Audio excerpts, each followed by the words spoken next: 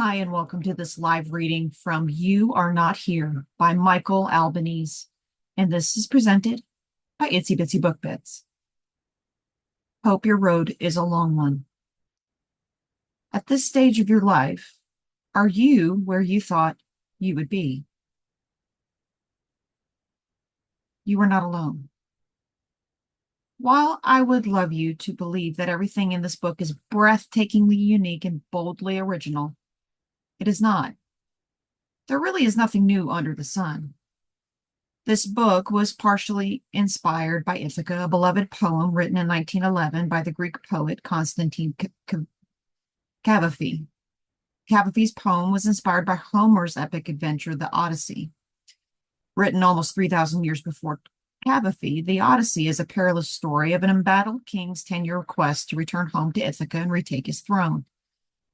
C.S. Lewis once said, Homer and Virgil wrote lines not for their own works alone, but for the use of all their followers.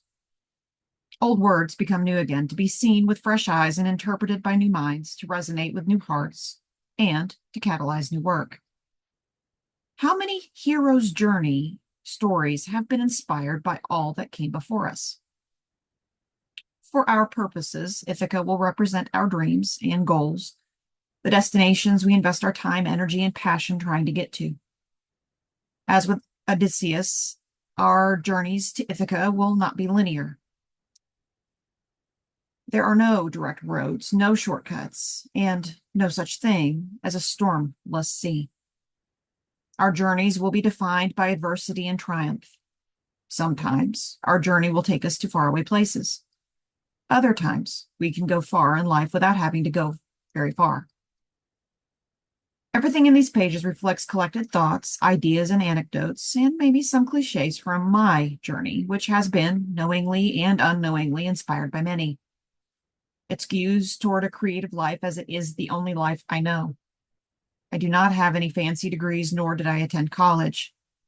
I will not pretend to be an expert in anything. I may not have any business telling you how to live your life or pursue your dreams. However, I do have my experiences, stories, perspective, and my beliefs. One of those beliefs is that we find books, or they find us, when we are most ready for them. I hope this book finds you, and I hope you find it encouraging. There is no specific way to read You Are Not Here. It is meant to be open to any chapter in hopes that at any time you will find something that provokes and inspires you anew. It reminds you that no matter where you are on your journey to Ithaca, you are not alone. Bye now. One bittersweet birthday, I was back in the town I most love, my birthplace, New York City. It is where my story began. This concrete jungle was where I forged some of my closest friendships and discovered my love of the arts. It is where my wife and I met, fell in love, and began our journey together. Our origin story. After 18 years in Manhattan, 10 years in Los Angeles, and half a decade in Atlanta, we finally took our daughters to New York City for the first time to help them understand their origin story. It was so sweet to be there with my family on a milestone birthday. It was bitter because I woke up that birthday morning and realized that I was nowhere near where I thought I would be at that age and stage of life. The previous 18 months were very challenging for several reasons. Even though I was on the island of Manhattan, I thought by now I would have been on the island of Ithaca.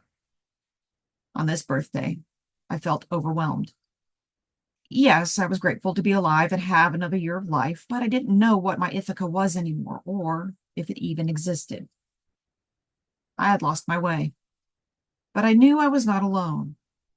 I started asking friends and colleagues in different circles and walks of life this question. At this stage of your life, are you where you thought you would be? The majority responded with honest fervor. No.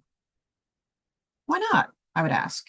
Some thought they would be married by now, own a house by now, have children by now, have achieved more by now, have had it all figured out by now, have careers they wanted by now, have conquered their addiction by now, have overcome health challenges by now, have a more significant impact on the world by now, have moved out of their parents' house by now, have a certain amount of money saved by now, have, be, fill in the blank by now.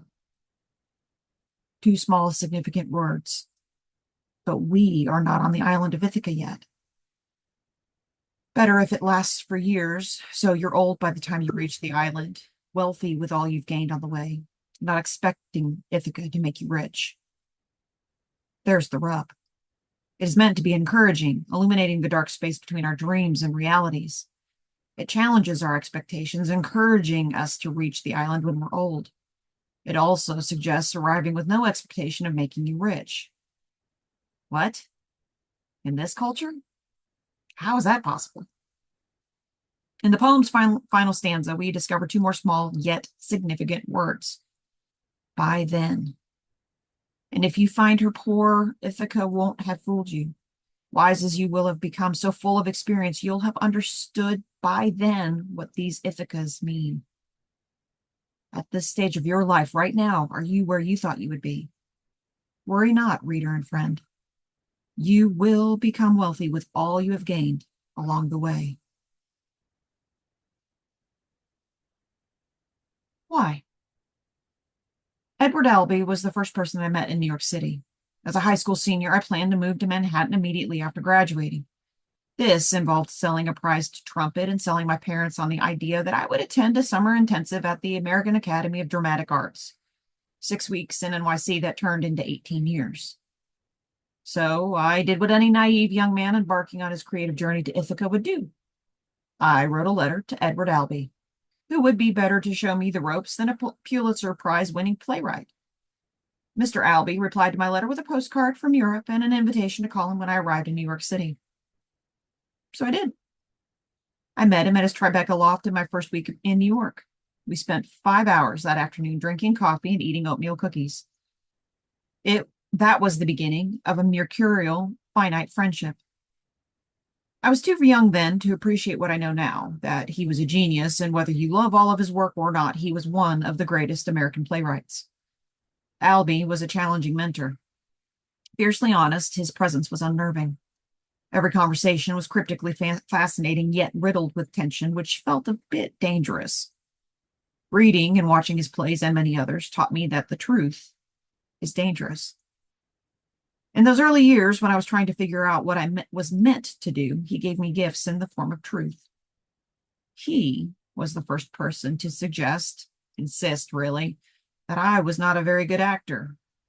I learned that truth myself over time. But he was also the first to encourage me to write a play. So I did. It forever connected me to something I deeply love. I credit him with my discovery of writing, my love for theater, and all the art forms through which stories are told. Edward Albee once told me, I write to figure out why I am writing. Likewise, I am writing this book to figure out why I am writing this book.